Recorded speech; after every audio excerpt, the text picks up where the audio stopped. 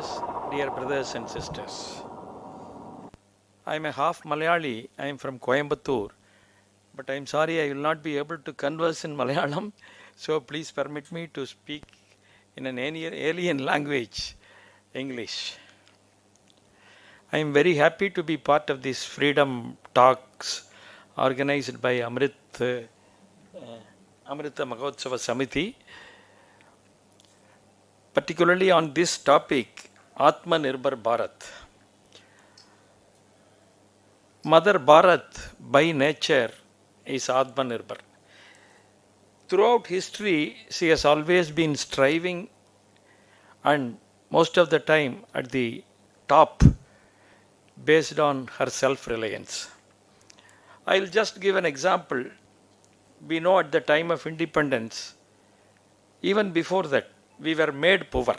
We were not poor, we were made poor. So we were a poor, underdeveloped, less literate country. So at the time of immediately after independence, when we started collecting macroeconomic details from 1950-51, about 45% of the people were living below poverty line.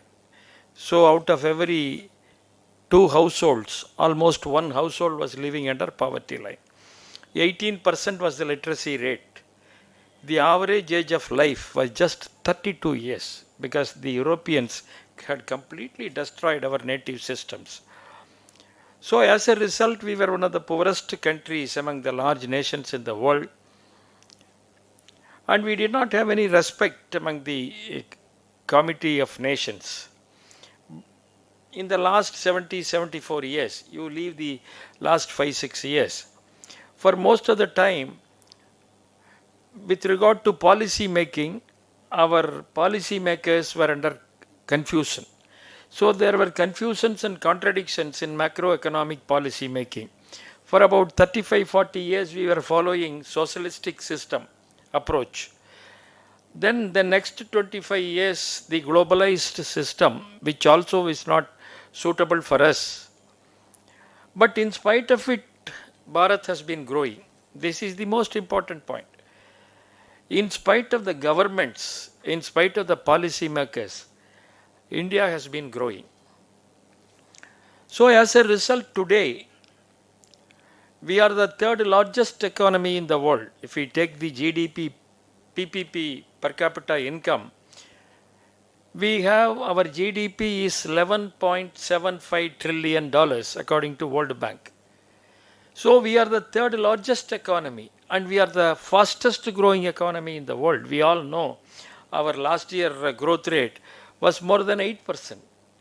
Very recently, 4 days back, Morgan Stanley has published its analysis which says that in 2023, our growth rate will be more than 7%. Not just that, today we are contributing 22% of global economic growth.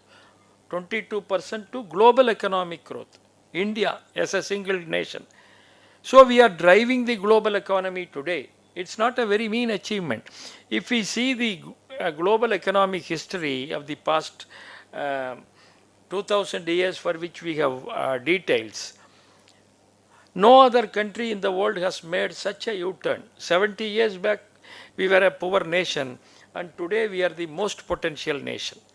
Today, all the global agencies, multilateral bodies unanimously accept that it will be India that will be leading the global growth. So this is the position today. A few years back, London Business School had estimated that in India, we had 85 million entrepreneurs, 8.5 crores, perhaps the largest number in the whole world. So 7 decades back, we were poor, underdeveloped. And today we are the most potential nation. You take any yardstick. We have problems today. Yes, naturally we will have because this is a very big country. And for more than 1,000 years, different parts of our motherland was under alien rule for about 200 years. We were systematically destroyed. And recently there were estimates by our own Indian professors which show that in a period of just 170 years, 45 trillion worth of wealth was looted from India. 45 trillion worth. if you take in contemporary current terms, it is almost twice the present GDP of America. Can you believe it? Present GDP is $25 trillion. Almost twice the wealth was taken away from India. So that is how we were subjected to systematic destruction. But in spite of it, India has been growing. So by nature, we have always, Mother India has strived to rely on herself. So that is the reason why if you see today, the self-employment rate of India is about 47-48%, even today, in spite of all problems during the last 60-70 years. If you take the Western countries, America, Europe, their self-employment rates are in single digits, 7%, 8%. But today, even today, we have 47%. All of us know in India, we have about 63 million small businesses. Small businesses promoted by very ordinary people of this country, less educated people, formal education, coming from lesser financial backgrounds. So it is they who run 6.3 crore businesses in India, small businesses. And they employ the largest number of people, 125 million people. 12.5 crore people are employed in these small businesses. So India by nature is self-reliant. This is the point we have to understand.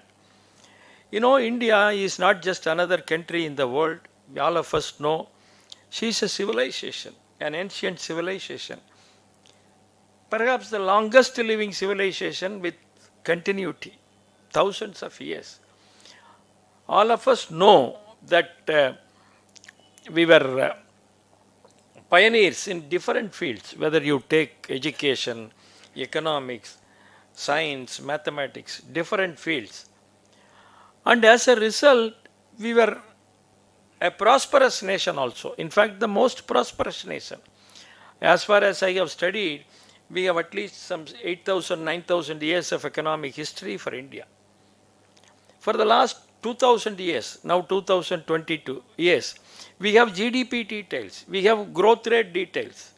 You know, in the 1980s, the Europeans had a doubt because one economist by name Paul Bayrak in the 1970s, 80s, he said that in 1750, mid-18th century, India and China were the most richest countries in the world.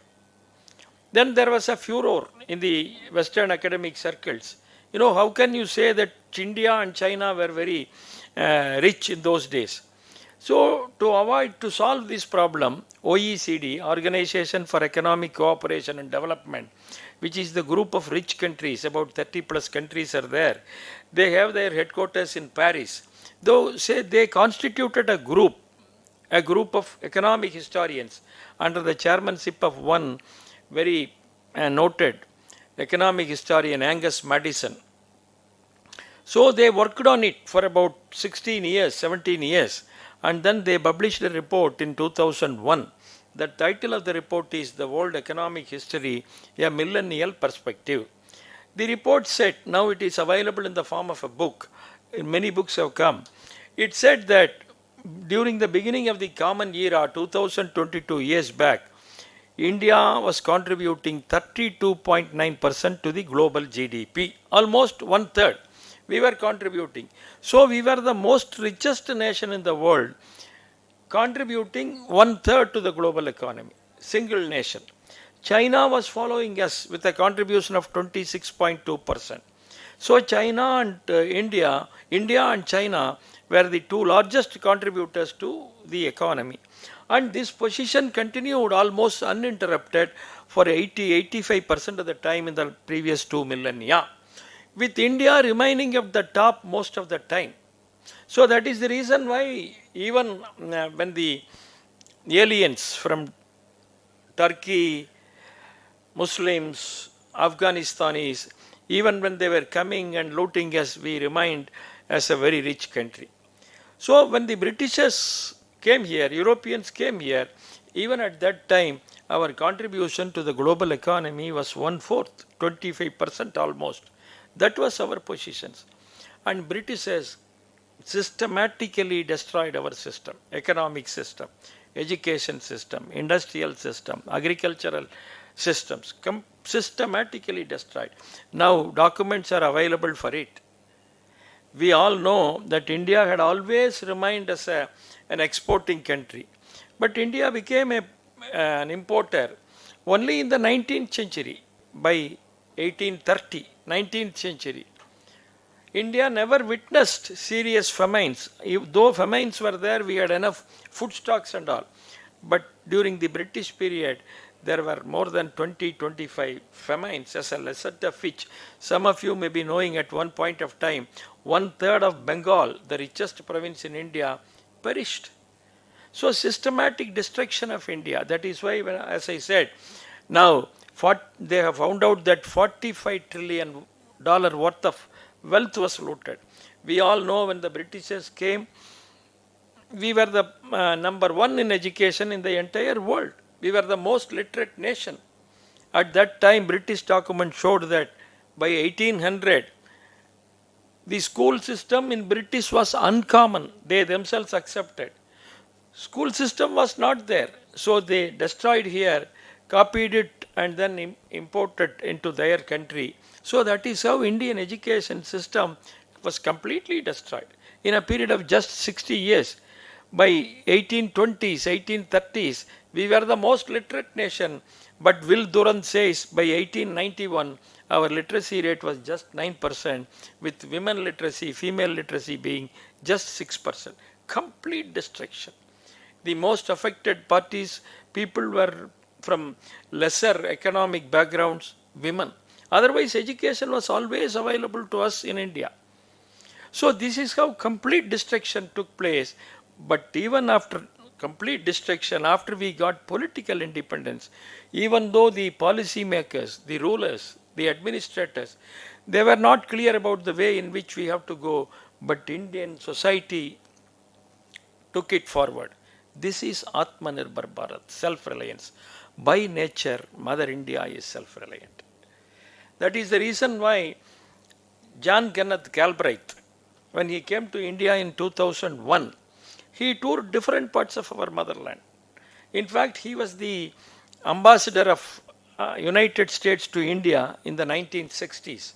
Kennedy was the president there. Jawaharlal Nehru was the prime minister here. He was an economist by profession. So he was a diplomat also. He was here for 3 years.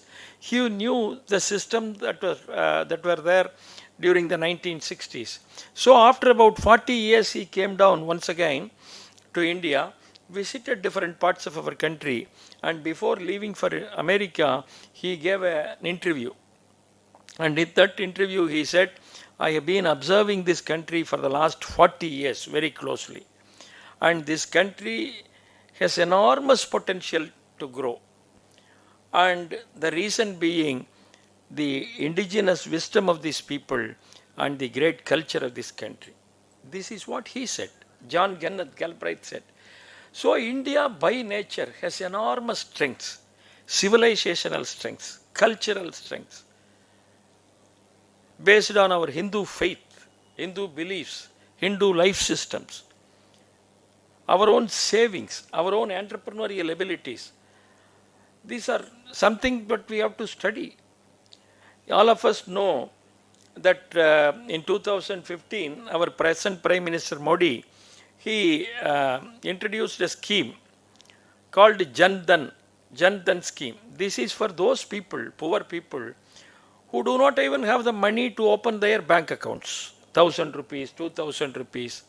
So they were not allowed into the bank account because they did not have the minimum required money balance. Prime Minister allowed it for the first time, 2015.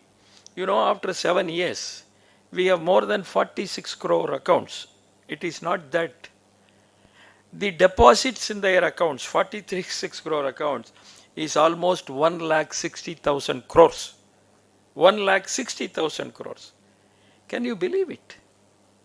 So our people have so much potential. The people who were thought, who we believed, that because they did not have 1000 rupees or 2000 rupees to open their accounts, will not have dealings with us in the bank transactions. Now they have almost 1,60,000 crores in their bank accounts. This is the capacity of India. Even if you take the nationalized banks of India today, the saving deposits alone is more than 165 lakh crores.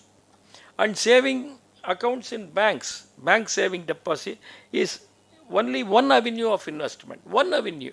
There are many avenues in India, many methods of saving. Only one avenue, bank account, bank savings, 165 lakh crores. We all know now India doesn't have enough gold mines, so we get only 0.5% of our requirements. But India had always remained as the largest importer of gold. Last 3-4 years, second largest. India always remained as the largest importer of gold. Because our mothers and sisters buy gold, it's a form of investment. We don't have official accounts of how much gold is with our families. Some more than 10 years back, India today had estimated that it was 25,000 tons. It could be much more. If you include the investment in gold officially, then our GDP will rise at least by 1%, 2% or maybe more. So these are the avenues, various avenues of investment for which we don't have full details. So saving, enormous saving take place in India because it is our nature to save money. Every father, every mother feels that it is his, her duty to save as much money as possible so that the children would lead a better life. Family orientation.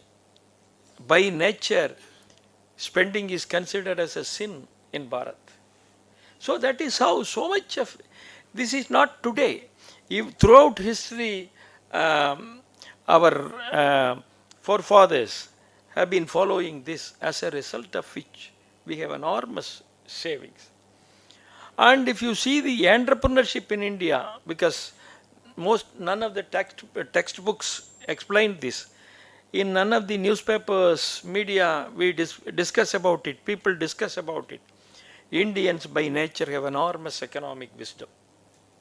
Indians by nature have enormous entrepreneurial talents. If you see the 70 years of Indian economic progress, it's completely through the entrepreneurship, high levels of entrepreneurship of Indians. There are about 3,000, 4,000 industrial business centers in India. It could be Surat, Ludhiana, Agra, or it could be Coimbatore, Sivakasi, Tirupur. These are all industrial business centers today. If we see the background of these centers, completely based on self-reliance. Completely based on self-reliance. 60 years back in Surat, not much industrial activity. Not much industry. Today, the turnover of Surat, annual turnover, one city, is 2 lakh crores. 2 lakh crores.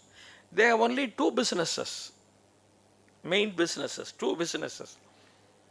Textile business, there are more than 20,000 textile wholesale shops selling saris to our own mothers and sisters. More than 20,000. When I visited last time, 2021, they said their turnover was 90,000 crores. There is another business in Surat, we all know, diamond business. Diamond turnover in 2021 was 80,000 crores. 90 plus 80, 1,70,000 crores. Other subsidiary ancillary businesses, 30,000 crores. One city, two businesses, annual turnover, 2 lakh crores. The city was completely built by the local people. That too mostly from agricultural communities, Patels. They did not have enough water in their lands due to drought in Saurashtra region. Now we have water, but earlier. So as a result, they moved into Ahmedabad, Surat, different places. They built businesses. And they are from agricultural communities. And one more thing, you will be happy to know in the last 50, 60 years, it is the agricultural communities whom we call new business or new industrial communities that are driving the economic progress of this country. Economic progress of this country. Rajkot is one of the globally known, most well-known industrial center in the world, entire world. In the 1960s, it started with 2-3 people. They were all farmers, very ordinary farmers. They had no water. They were using only diesel engine. One Patel, there was some problem in the diesel engine. So he wanted to repair it. He disassembled it and then reassembled it. It was working. He did it twice, thrice. Then he thought, why don't we make this machine ourselves? It seems to be so easy. So he collected 2 of his friends and then started making diesel engine themselves. So in those days, there was one British company that was supplying machine throughout the world, multinational company, throughout India also. The brand name of the company was Leicester brand company. So after a few years, they came to know that their sales were reducing in India, particularly the Western India, Maharashtra, Gujarat region. So one of their chief executives came down to India, Mumbai, to find out what was the reason. Then they came to know that the diesel engines made by these people, our own Indians, were doing very well. They were making diesel engine at a very cheap cost, comparatively cheaper cost, and then they were distributing. Then they found out who these people were. They went to them, talked to them. You are making this machine so well. We are very happy at a very cheap cost. We are a multinational company.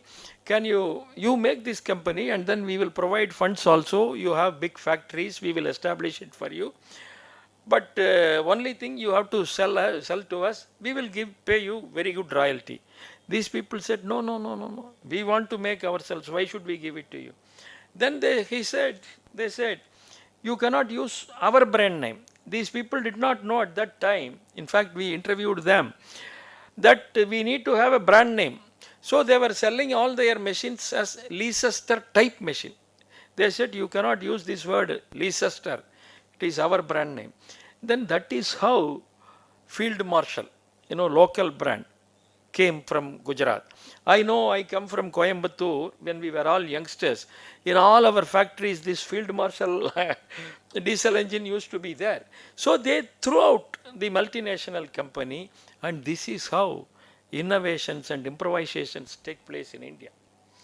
So as a result, today, if you go Rajkot, you can see they make all kinds of machines, from pins to spare parts to defense ministry. They make all kinds, all completely native. So by nature, Indians are self-reliant. This is the point that we have to understand. There are stories behind each of these 2,000, 3,000, 4,000 clusters. I can tell so many stories. Tirupur today contributes 40% of India's knitted garment exports. 1985, its exports were just 15 crores. Today, their exports are to the tune of 37,000 crores. Can we believe it? 35 years. Completely self-reliant. You take any of these 3,000, 4,000 clusters, there is not even a single dollar of foreign direct investment. Not even a single dollar of foreign direct investment. So when India was opened up, globalization in 1991, if you take the last 30 years, even at the peak, 90s to 2000, less than 5% was the foreign direct investment here. Complete investment from India only, local only. Local, because we have enormous capacity to save money, to generate resources. And if we see India, across the country, our people design their own native mechanisms, even for funding. I can give one example from southern Tamil Nadu, because we are all neighboring brothers and sisters. You will be able to appreciate very easily. In the southern part of Tamil Nadu, there is a community, trading community. They were all Palmyra climbers for toddy tapping. till about 40-50 years back, they were a very economically less forward community. So they wanted to enter into businesses. They wanted to enter into business. They did not know how to mobilize funds. Then they devised a mechanism. They went to the Amman temple. Amman deity is the main deity for them. Then they decided each of us in our locality, in our village, should contribute half a paise out of every 1 rupee every month. So that is how it started. This is called Mahamai. And you know, over the period of years, the system became so vibrant that these Mahamais used to get lot of funds. And today they are the largest trading community in Tamil Nadu, perhaps the South India. Largest trading community. 70% of India, Tamil Nadu's grocery shops are owned by them. They promoted a bank called Tamil Nadu Mercantile Bank. It was one of Asia's largest profit-making banks. Not promoted by any banking professional or MBA from foreign university. Our own people, local people, they promoted it. And it was one of Asia's largest profit-making banks. I remember till 5-6 years back, its capital was just 28 lakhs. But its reserves were to the tune of 200 crores. I'm a finance teacher.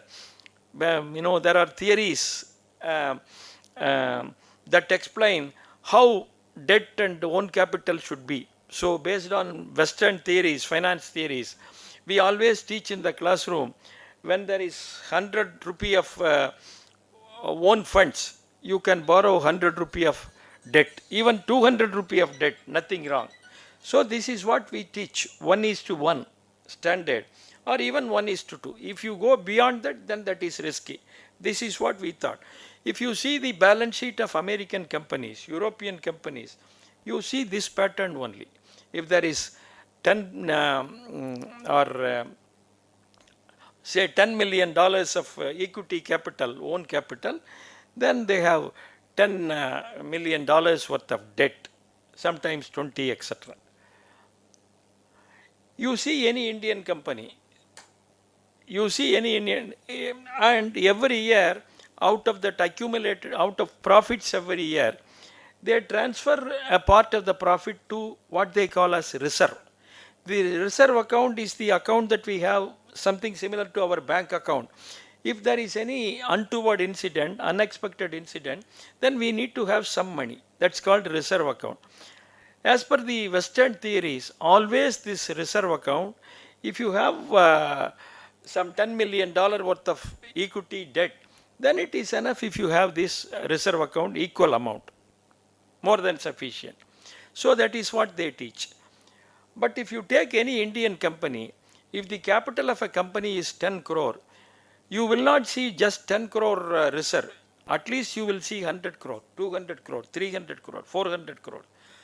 Our companies also, even though they look like Western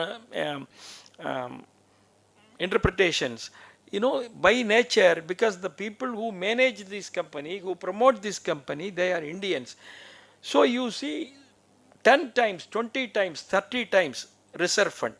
It may not be necessary as per theory, but you will have it. And that is the reason why we are surviving today. In this particular case, Tamil Nadu Mercantile Bank, 28 lakh capital, as per theory, it is enough if you have 28 lakh reserve account. But they had around 200 crores reserve account. So we at that time made a calculation, 5-6 years back we made a calculation. Even assuming that the company is going to incur losses, for another 200-300 years it can survive. And the dividend that they were paying was 1000%, 1100%. So by nature, even Indian corporates have more money than what we normally teach in classrooms. Western theories are completely based on their own experiences. So this is the point that we have to understand. We have enormous level of entrepreneurship in different parts of the country we have seen. That is the reason why I come from Coimbatore, Western Tamil Nadu, Kongu region of Tamil Nadu. We contribute almost 50% to Tamil Nadu GDP because we have 10, 12 clusters, industrial business clusters. Coimbatore has an annual turnover of almost 1.25 lakh crores annual. Tirupur about 70,000 crores. In each place, if you see, those centers, they occupy an important, significant position at the national or international level. There are two towns, I can say, separated by just 20 kilometers. One is Sangagiri, another one is Namakkal. And these two are India's largest transport clusters today. Largest transport cluster, completely built by the local people, people without much education, people without much financial background. So Indians by nature have enormous talents to stand on their own legs, self-reliance. So this is the point that I want to emphasize here. So if we see India today, some of us, we are involved in studying India, Bharatiya systems, native systems based on our own cultural, civilizational strengths. Even today, it is the Indian models that are driving India forward. It is the native Indian models. This we see across the country today. Across the country today. So people start small businesses. Over a period of years, 10 years, 20 years, they become SMEs, then big corporates. I remember during one of our earlier days, some 25 years back, when we went to Punjab, we had a chance to visit this Hero group of companies. Hero group of company promoter, Munjal, he started his life as a, what I can say, as a assistant worker in a small cycle shop. So he promoted Hero cycles, then motorcycles. At one point of time, they were making 25 lakh motorcycles. India, world's largest motorcycle company. And this is how our businesses grow. Native enterprise. So India by nature always strives to stand on her own legs. This is what we have to understand, because it is our nature. We all know particularly in the last 30 years, now that the Western systems have failed. There is no socialistic economic ideology today. Complete failure. Even China, all of us know, they follow capitalism only. Their own version of capitalism. They call it market socialism. Depending upon the chief president, they change. All of us know the Western capitalist system also is failing, facing serious challenges, particularly after the global economic crisis in 2008. Till then they were saying that there is only one model for the world, universal model, so you have to accept it. But when their own model collapsed, then they accepted this, each country can have its own model. So now there is no universal capitalist model. World Bank, IMF, United Nations, they all agree, all openly acknowledge that each country can have its own model. That's what we have been saying. In fact, Rabindranath Tagore said some time back, God has given different question papers to different countries. So each country has to answer for its question. We should not copy from America or England. So now they realize it. This is what is important. I remember after the 2008 global economic crisis, Paul Krugman, who was the Nobel laureate that year, and he is a professor from Princeton University, economics professor, he said, much of our economic theories, much of our economic theories have proved to be harmful to the society. Openly admitted, acknowledged that our economic theories are harmful to the societies. But India, for a long time, thousands of years, we have been practicing, combining ethics and economics.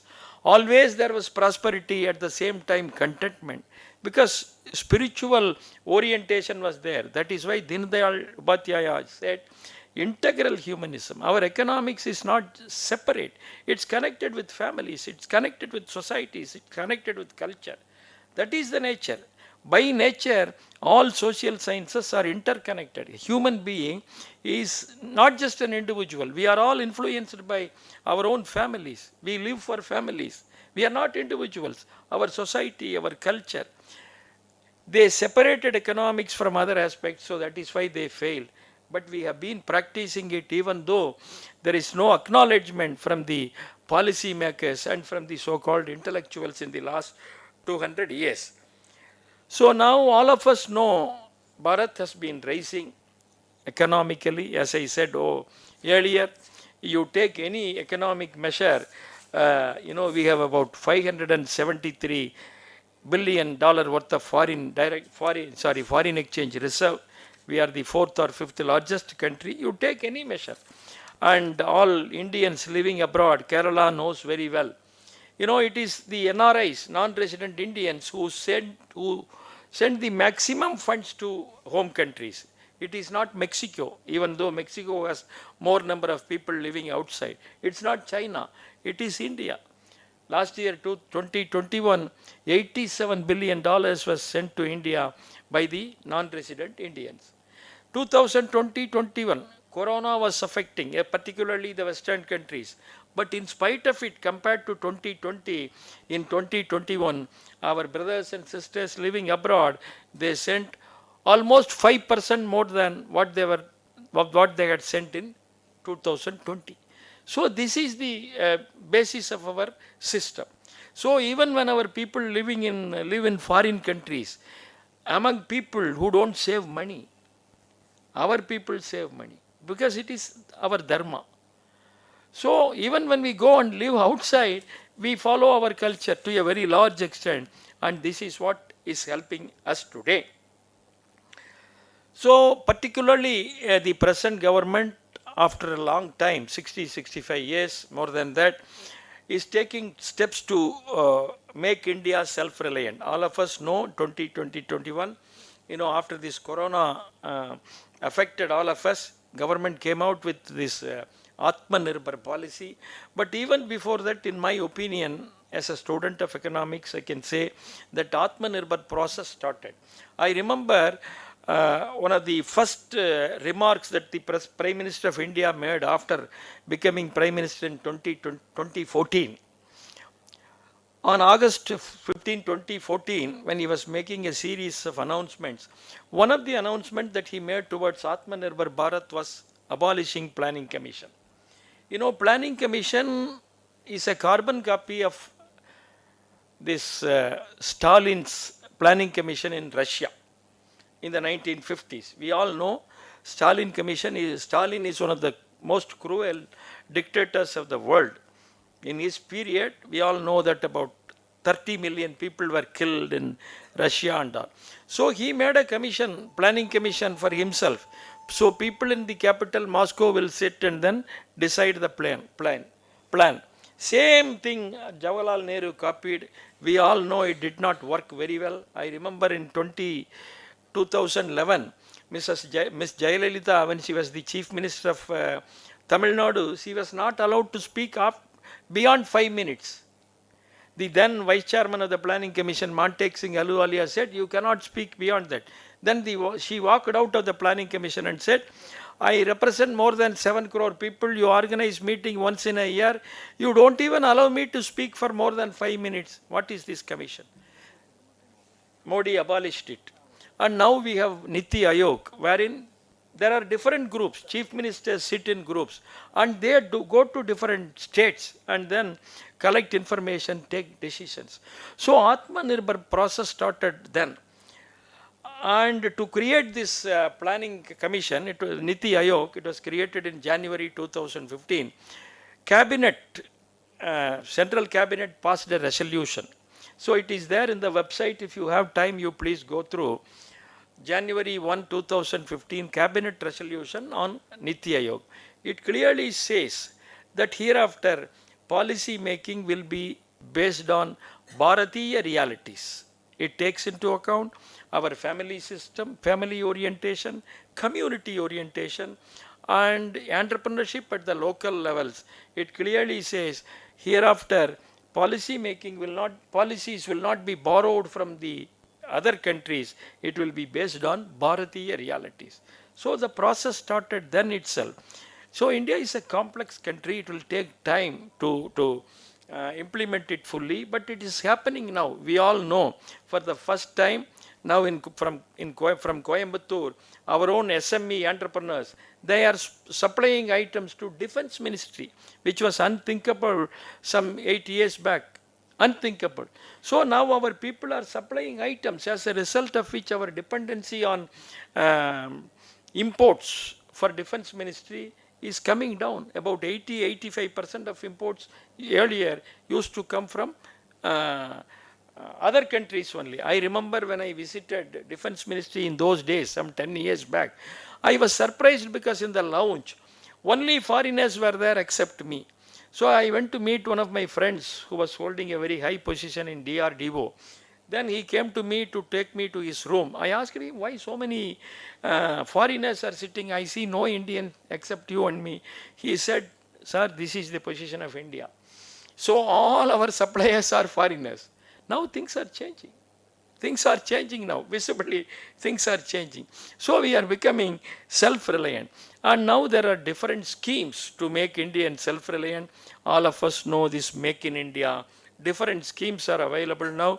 So government has become a partner, facilitator in this Atma Nirbhar Bharat process.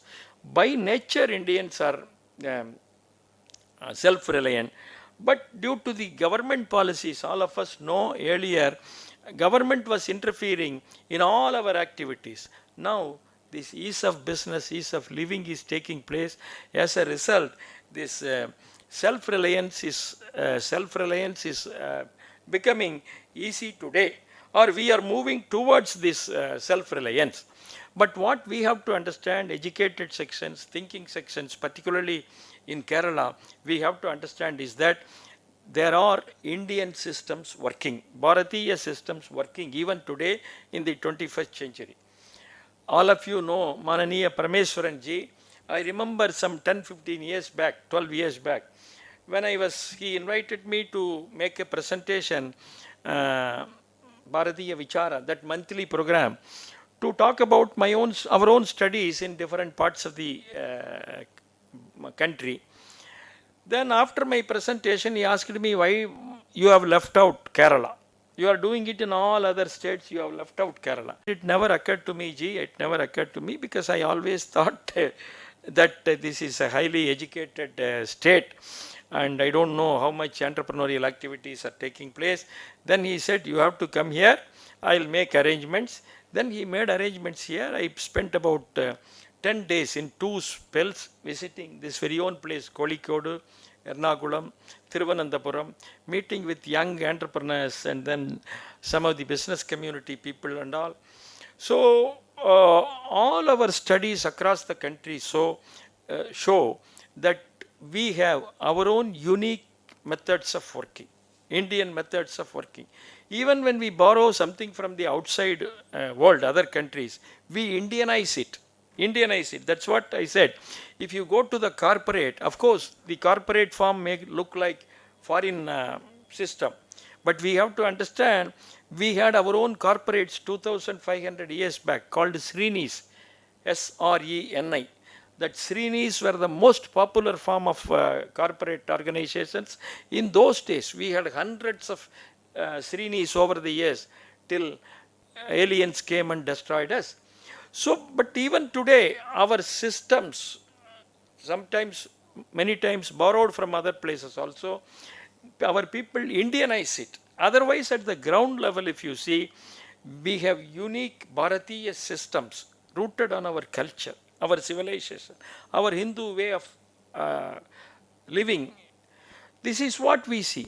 And in just seven decades, we have improved so much and we are considered as the most potential nation because of our cultural and civilizational strengths, for which we owe a lot to our Hindu civilization. There is absolutely no doubt about it. We have written about it. Family is a great source of strength for us. Our society is a great source of strength.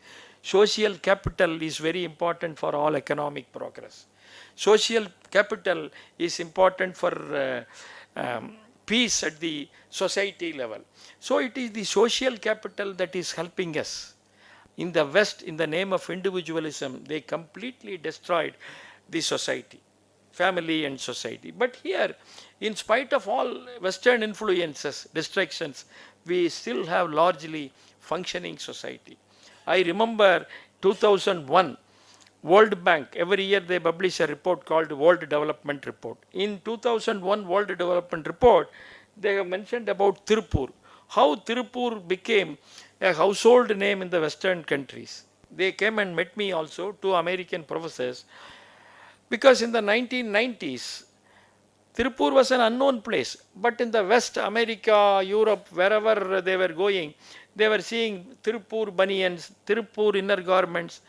So they wanted to know what's happening here, how this small place in India, unknown place, is able to produce cheapest material, clothes for the Western markets. They came down here, they undertook a study, and they found out the reason. And the one page summary of their report appeared in the World Bank's World Development Report. It said the reason for Tirupur emerging as a global center is community relationship. Community relationship. Because they found out that in Tirupur, compared to any other country in the world, people were able to borrow money at cheap cost. They studied Tirupur, so they mentioned about Tirupur only, but it is true for all other centers as well. They said people in Tirupur borrow money at low cost, many times at no cost. Because in all export centers, whenever somebody gives orders from foreign countries, they have to execute it within 3 months, 6 months. They need immediate money. So when we go to banks, naturally they will ask us to produce documents, etc. It will take weeks, even months. We know how the system works. So in all these export centers, whenever, let us say, I get an offer, then immediately I call my friend, tell him, I need 25 lakhs immediately. I tell my cousin, uncle, money comes to me next day without any cost. And most of the time, he will not get interest from me, because he knows whenever he has need in future, he will ask me. So this is how in the Tirupur society, the report says that most of the people, whenever they get orders, immediately they don't go to the bankers. Bank also they will go, second stage. But in the first stage, they will ask only their relatives and then friends, for which the cost of capital is very less. So when the cost of capital is the most important cost in any item to fix a price. So when the cost of capital is less, naturally the cost of sales also will be less, and that is the reason why the report said Tirupur people are able to sell goods in the international market at the cheapest cost. In fact, they mentioned in the Western countries at that time, if they want to borrow money, the transaction cost was 14%. Borrowing from somebody, then some lawyer should come and attach this, because people don't believe each other. 14% was the transaction cost, but the report said in Tirupur in India, transaction cost, many cases almost nil, some cases maybe 3%, 4%. And this report said it's completely based on community relationship. So these communities generate social capital. Social capital is very important for economic progress. In the Western societies, as all of us know, because there is large scale destruction of faith in the society, people don't believe each other. People don't believe their own spouses, husbands, wife, children. As a result, separate accounts are there, we all know that. But here in India, it is not like that. So these communities enable us to, our economy to grow faster, enable our businesses to grow faster. And this is the reason why in India so much development is taking place. And all of us know it is the relationship in the society that is keeping our villages and towns peaceful. Gurumurji often used to say there are 7,60,000 towns and villages in India, but there are only 15,000 police stations. It is not police stations that are keeping our law and order. It is our dharma. Our belief in the higher supreme being. So this is keeping us together today. So in families, in societies, we have enormous strengths, and our women are one of the most important sources of our strength in Indian economy. Women, they play a very dominant role. In fact, wherever we go, meet with entrepreneurs, ask them what is the reason for your success. Of course, they will say about their fathers, brothers, etc. Most of them would say it's because of my mother, my wife, my grandmother, my sisters. We have noted this. Now I am offering a course in a university for the last 5 years. It's called Women in Indian Economy and Society, based on our own field studies. I met Amritananda Mai Amma 2 months back for a discussion. So I requested her to introduce the course because she is being the only women rishi in the whole universe today. I requested that it should spread from Amritapuri. She has agreed, and then now they are going to introduce this from this year. So women contribute a lot to the economy of India very silently. Whenever somebody fails, whether it is husband or son, it is they who encourage them, they who motivate them. It is they who give moral support, many times financial support also. I have written about it, spoken about it. I don't have time, otherwise I would have told you. We made a study some 15 years back among the Arya Bhavan, Ananda Bhavan, Vasanta Bhavan hotel promoters. Hotel promoters. You will be surprised to know 21% of the hotel promoters said, sir, when we were in need of funds initially, we were supported by our married sisters. So sisters after their marriage go into their husbands' families, nudge their husbands to give funds to the brothers. And this is how 21% of the hotels in now throughout India, from this Arya Bhavan, Ananda Bhavan, Vasanta Bhavan groups are operating. Our sisters, mothers, grandmothers have enormous influence in the Indian economy. So it is through their dedication, sacrifice, love and affection, economy has been growing. It is not by the Western theories. We have a different kind of style of working. So we have enormous strengths as a nation, and the reason for all this is our great civilization. So my appeal to you as one of the most literate, educated section of India today is that we have to recognize the functioning Indian models. It is because of these models, our system, that we are able to enjoy these benefits, and Bharat is growing today. So we have to recognize this, acknowledge this, and if we have any suggestion, we can give it for improvisation. We should not feel some Western model would come and provide solutions. They have failed in their own Janma Bhumis and Karma Bhumis. They will not help any country. They have failed even in their own places. So it is the Bharatiya models that made India remain a prosperous economy, most sustainable economy in the world. If you see the Western countries, in the last 200, 400, 300 years, that is a history, no country remained at the top for more than 100 years. No country. But India remained as the most sustainable economy for thousands of years together till the Britishers came and completely destroyed us. But even after that, we are growing as a nation. This is because of what we call Indian models working at the ground level. So we have to recognize this, acknowledge this, and if we have any suggestion, we have to contribute this so that the economy will grow further. I am hopeful that under the present leadership,